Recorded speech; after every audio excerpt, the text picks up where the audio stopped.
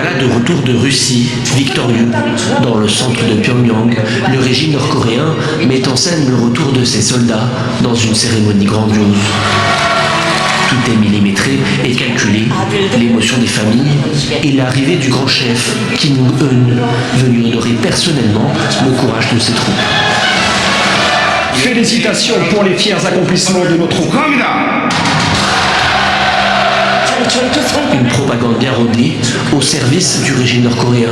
Fait rarissime, au cours de la cérémonie, Kim Jong-un a rendu publique la perte de 9 soldats, déclenchant des scènes de tristesse. Officiellement, ces soldats seraient décédés lors d'opérations de déminage dans la région russe de Kursk. Mais le gouvernement ukrainien a plusieurs fois démontré que les troupes nord-coréennes étaient directement engagées au combat en Ukraine. Les victimes ont été décorées à titre posthume de la médaille de héros de la République populaire démocratique de Corée, un message destiné avant tout à la population nord-coréenne. Depuis plusieurs mois, les autorités nord-coréennes affichent de plus en plus ouvertement leur soutien à la guerre menée par Moscou contre Kiev. Aucun chiffre n'est avancé, mais selon les services de renseignement sud-coréens, près de 12 000 soldats de Pyongyang auraient été déployés sur le front ukrainien depuis l'automne 2024 et près de 2000 autres y auraient perdu la vie.